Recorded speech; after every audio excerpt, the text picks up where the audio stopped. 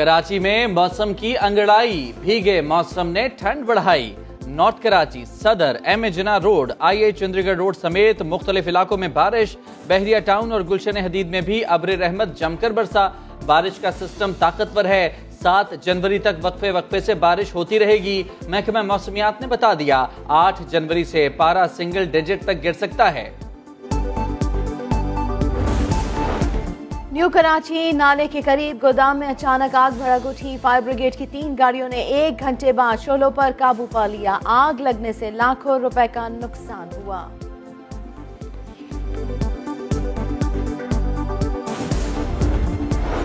बलोचिस्तान में बारिशों से तबाही, गवादर और तुरबत में सैलाबी सूरत हाल। नदी नालों में तुगयानी, नशेबी इलाके डूब गए, कच्चे मकानात गिर गए। पाक फौज के दस्ते मुतासिरा इलाकों में पहुंच गए।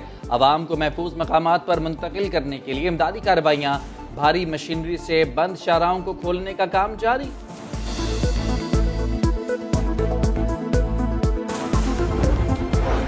अमरीकी रियासत मैरीलैंड और वर्जीनिया में बर्फ का तूफान, मुतादिद हादसा की वजह से सड़कें ब्लॉक हो गई। सैकड़ों अफराद महसूर रात सख्त सर्दी में गुजारी।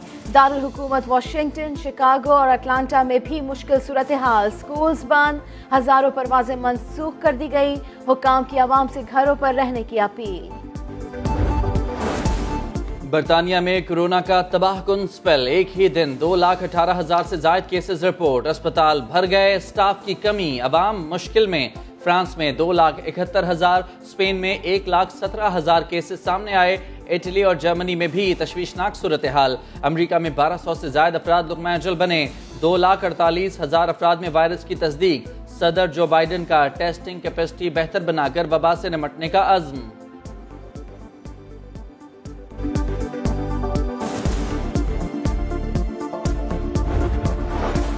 ओमिक्रॉन खतरे की घंटियां बजा रहा है, फिर सख्तियों का खतरा मंडला रहा है।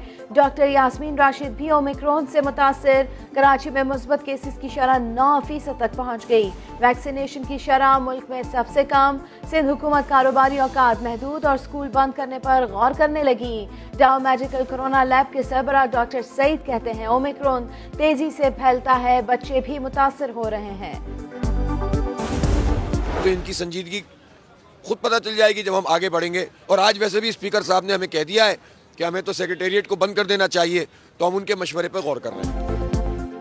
कराची में बारिश के बावजूद जमात इस्लामी का धरना 6ठे रोज भी जारी। मुतालबात की मंजूरी के बगैर मुजाहिरीन का धरना खत्म करने से साफ इनकार। हाफिज नईमुर रहमान कहते हैं वजीर आला हाउस की तरफ मार्च भी प्लान का हिस्सा है। कराची का मुकदमा लेकर MQM भी सड़कों पर आ गई। बनारस चौक पर एहतजाज। कंवर नवीद कहते हैं कराची वालों से वसाइल छीन लिए गए हैं। जमात इस्लामी अगर चाहती है कि किसी आमिर के कानून को नाफिज किया जाए, तो मैं समझता हूँ ये तो इटसेल्फ जमहूरियत की नफी है। एडमिनिस्ट्रेटर कराची मुर्तज़ा वहाब ने जमात इस्लामी को तरामीम असेंबली में पेश करने का मशवरा दे दिया। कहा आमिर के कानून को नाफिज कराना जमहूरियत की नफी है, बेहतरी के लिए काम किया जा सकता है। बल्दियाती तरमीमी बिल में खामी तो बताई जाए। जो 2 बास्केट्स आई हैं ना, जो अब्बू जान लाए हैं आज़रबाईजान से, ये जो रात को कायनात ने पैक की, एक नुसरत जावेद को भेजनी, एक राना जवाद को भेजनी। अब्बू जान आए हैं अजरबैजान से, तोहफे लाए हैं। बास्केट किन किन लोगों को पहुंचानी है? मरियम नवाज ने परवेज रशीद को नाम बता दिए। लीगी रहनुमा की तीसरी मुबैना ऑडियो सामने आ गई। परवेज रशीद से गुफ्तगू में जंग और जियो के लिए हिदायत, पसंदीदा और नापसंदीदा सहाफियों की बात, नाजेबा अल्फाज का भी इस्तेमाल। वफाकी काबीना का इजलास, मरियम नवाज की ऑडियो लीक पर बात, अंदर की कहानी समा के पास। शहजाद अकबर ने वफाकी काबीना को ऑडियो लीक से आगाह किया। वज़ीर आज़म ने कहा मनपसंद खबरें चलवाना और फैसले लेने की कोशिश नून लीग की रिवायत रही है।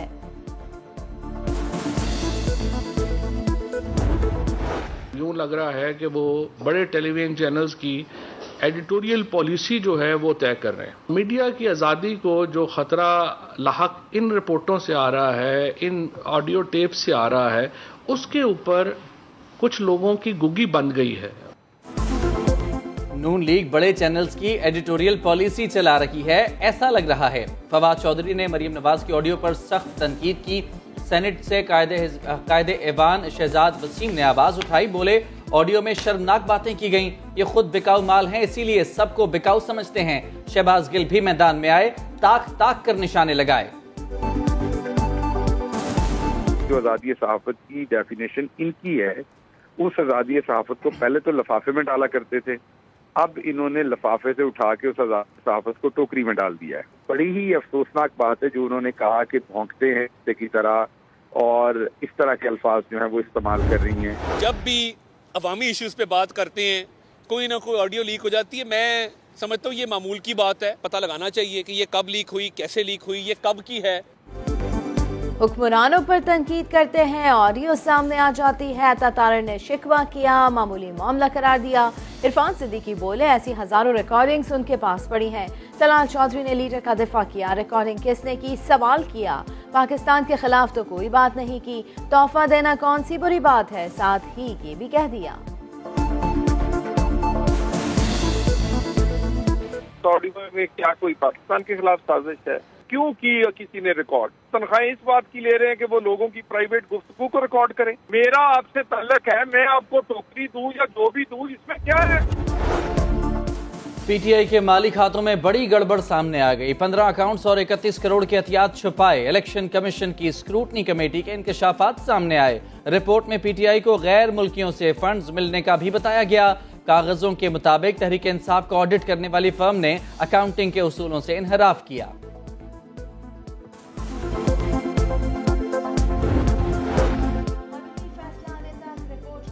तहरीक इंसाफ ने दरख्वास्त की, इलेक्शन कमीशन ने मुस्तरद कर दी।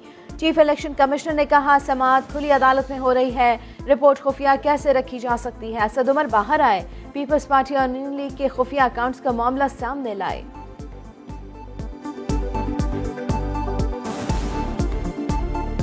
पीपल्स पार्टी और मुस्लिम लीग नून के लिए भी स्क्रूटनी कमेटीज बन चुकी हैं। काफी खुफिया अकाउंट्स नजर आ रहे हैं। तीनों जो है रिपोर्ट्स वो सामने रखी जाएं तो सारी कौम देखेगी कि सबसे ज्यादा शफाफ तरीके से पैसा इकट्ठा किया तहरीक इंसाफ ने।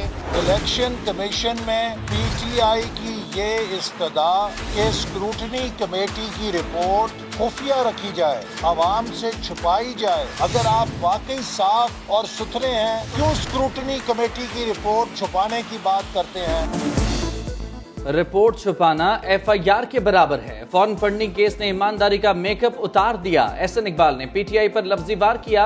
मरियम नवाज ने ट्वीट किया, लिखा इंकशाफात, लीक्स और सबूतों के अंबार इमरान खान समेत पीटीआई को फारिग करने के लिए काफी हैं। पीपल्स पार्टी भी पीछे न रही। शाजिया मरी ने बड़ा इल्जाम लगा दिया। लोगों ने 77 अकाउंट्स में से सिर्फ 12 अकाउंट्स की तफसीलात दी हैं। अगर पता चल गया कि वो दीगर अकाउंट्स जो ये छुपा रहे हैं उसमें क्या तफसीलात हैं, यही वजह है कि बार बार ये फॉरेन फंडिंग केस में एडजर्नमेंट मांगते हैं। स्टेट बैंक जिससे ये रिपोर्ट ली गई, ये हमारी हुकूमत बनने से पहले की रिपोर्ट है और पीएमएलएन की हुकूमत के दौरान की रिपोर्ट है।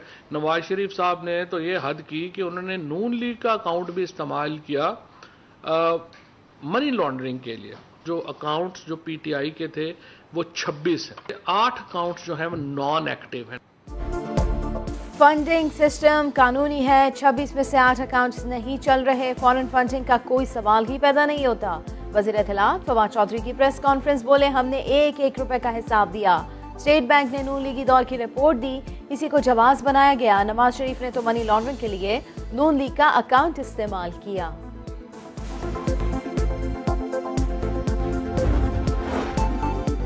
मारे मारे फिरते रहे, वैक्सीन नहीं मिली। मिली तो बड़ी मुश्किल से मिली, वो भी प्राइवेट अस्पताल से मिली।